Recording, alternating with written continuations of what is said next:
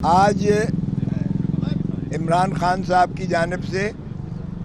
پہلے ہم نے ہائی کورٹ میں درخواست دے رکھی تھی کہ جیل ٹرائل اور یہ جج صاحب جو ہیں یہ ان کی تعیناتی بطور نیب عدالت کے وہ غیر آئینی ہے،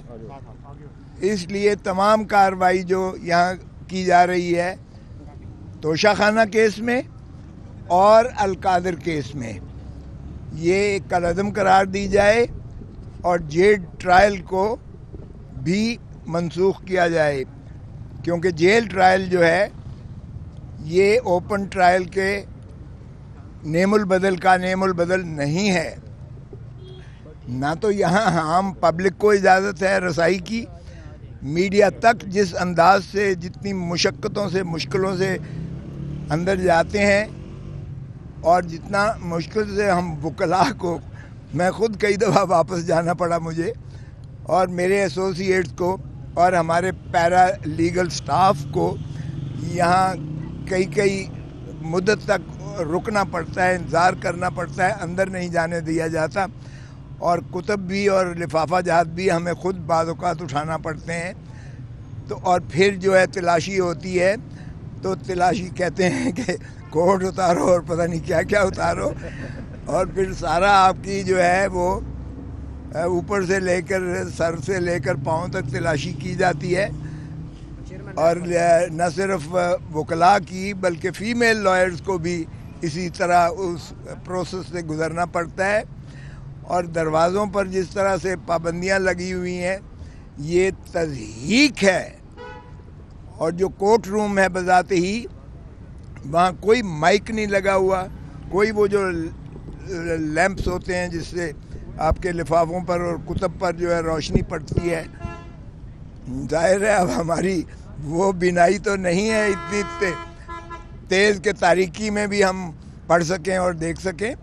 تو لامحالہ جو ظاہر ہے وکلاء جس طریقے سے اپنے کتب کو اور اپنی جو ہے فائل کو اور اپنا نوٹس کو اور اس کو پڑھتے ہیں وہ روشنی کے بنا ممکن ہی نہیں ہے۔ تو یہ اس کے باوجود ہم یہاں آتے رہتے ہیں، اور پھر جو اندر ہال کے اندر جو سردی ہوتی ہے وہ اس طرح ہے کہ دو تین جرابیں پہنی ہوئی ہیں، نیچے لیگنگز اور اس کے نیچے جو ہے گرم کے وہ پہنا ہوا ہے، اوپر اوور کوٹ پہنا ہوا ہے، نیچے کوٹ پہنا ہوا ہے، اس کے نیچے اگر آپ دیکھیں تو آپ حیران ہوں گے کہ کتنے ہم نے لباس پہن کر یہاں تک آنا پڑتا ہے۔ ویسے تو میں ہنس رہا ہوں یہ، لیکن ڈھٹائی والی یہ ہنسی ہے۔ سچ بات تو یہ ہے کہ اس سے زیادہ ذلت اور رسوائی، اس کو اوپن کورٹ کہنا، اس کو عدالت کہنا، اس کو جو ہے انصاف کے ایوان کہنا،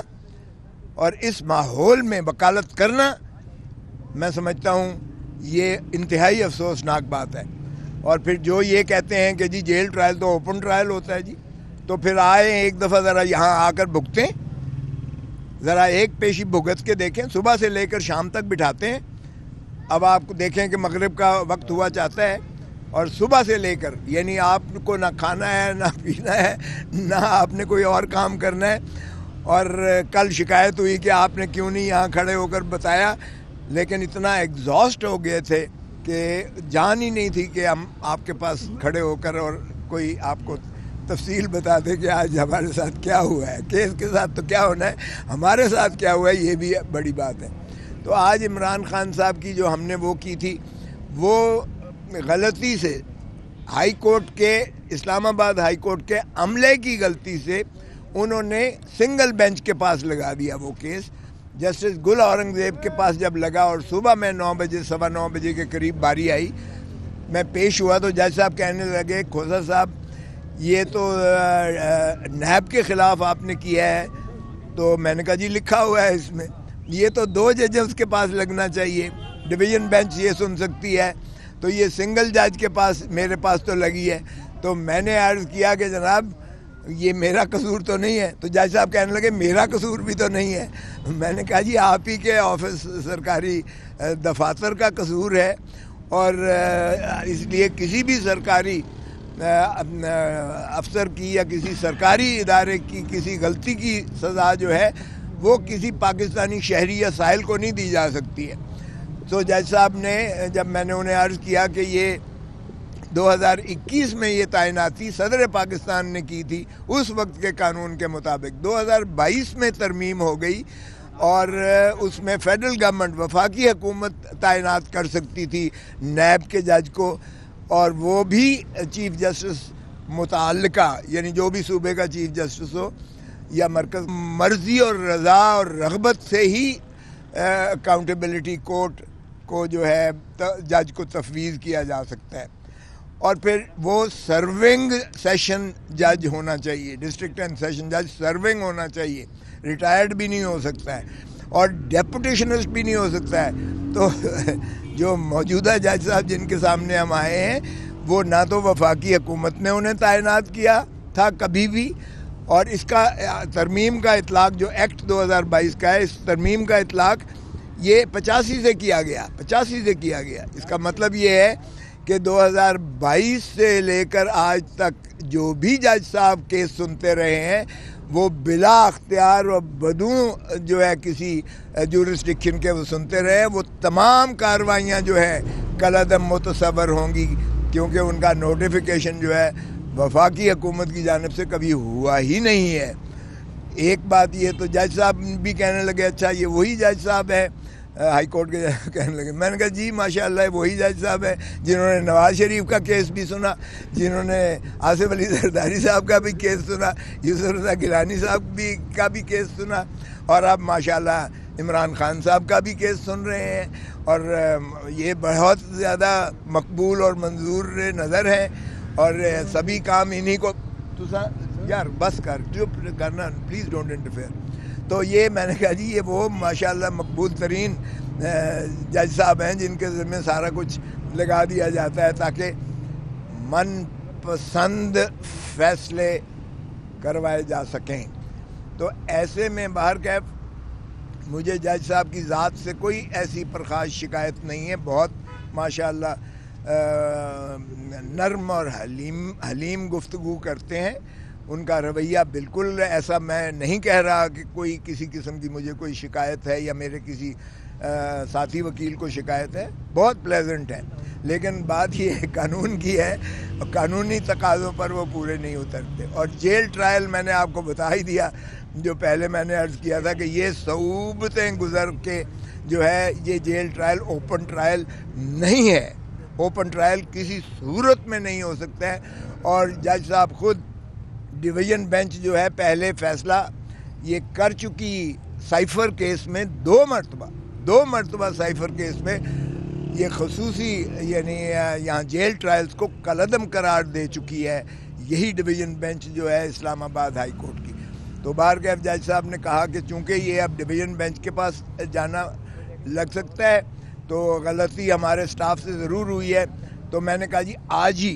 ہی یعنی آج کے دن میں نے کہا اس کو آج ہی ڈی بی میں پلیز لگا دیجئے گا، کیونکہ جج صاحب کو بڑی جلدی ہے اور بڑی تیزی کے ساتھ گواہوں کے بیانات قلم بند کیے جا رہے ہیں، اور انہیں پتہ نہیں کس کی ہدایت ہے کہ اس کو جلدی یکسو کرنا ہے. اور یکسو کا مطلب آپ سمجھتے ہیں کہ کیا کرنا ہے. تو میں نے کہا جی اس لیے مہربانی کر کے آج ہی لگائیں تاکہ مزید کارروائی اس میں جو غیر آئینی اور غیر قانونی کی جا رہی ہے وہ نہ ہو سکے اور مانع ہو جائے اور رکاوٹ اس میں آ جائے. تو بہرکیف انہوں نے کہا میں تو چیف جسٹس کے ساتھ بھیج سکتا ہوں فائل آپ کی استدعا کے ساتھ، لیکن بینچ کا کانسٹیٹیوٹ کرنا یہ میرے بس میں نہیں ہے، یہ چیف جسٹس صاحب ضابطے کے مطابق کرتے ہیں. چنانچہ انہوں نے چیف جسٹس صاحب کے پاس بھیج دی، ہمیں منتظر رہے، اور 12:30 بجے کے قریب ہمیں اطلاع ملی کہ چیف صاحب نے کل کے لیے اس کیس کو جو ہے وہ ڈی بی جو ہے ڈویژن بینچ جسٹس گل اورنگزیب صاحب کی سربراہی میں اس کو کل کے لیے لگا دیا ہے، جس کی سماعت ڈی بی 12 بجے کے بعد 12:15 بجے کے قریب کرے گی. سو ہم نے آ کے یہاں بتایا، جج صاحب کو منتظر تھے ہمارے، تو ہم نے انہیں بتایا کہ جناب یہ دونوں کیس جو آپ سماعت کر رہے ہیں ان دونوں کیسز میں ہم نے سٹے مانگا ہے عدالت عالیہ سے، اور وہ آج جزوی سماعت سنگل جج کے پاس ہوئی ہے، لیکن چونکہ سنگل جج سن نہیں سکتے تھے،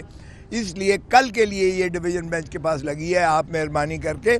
اسے مزید سماعت سے احتراز کیجیے گا تاکہ فیصلہ ہائی کورٹ کا آپ کے سامنے آ جائے، اور پھر اس کی روشنی میں جو بھی ہوگا،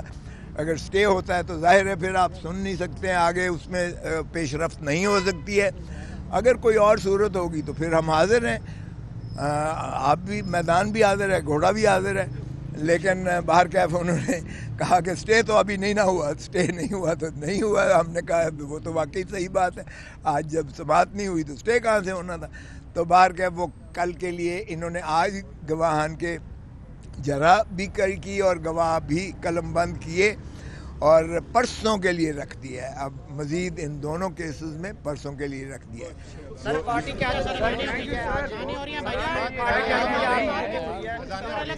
اس حوالے سر کیا کہیں گے، جو پارٹی کی میٹنگ ہوئی ہے ٹکٹوں کی تقسیم کے حوالے سے، کیا ری وزٹ کیا جا رہا ہے پورے پاکستان میں؟ نہیں،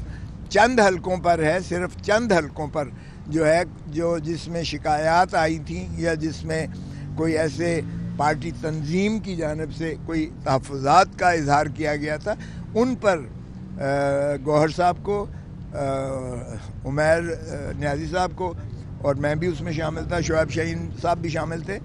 اس میں ان پر غور و خوض مزید ہوگا. باقی ایسا نہیں ہے، باقی تو سارے جو ہو چکے.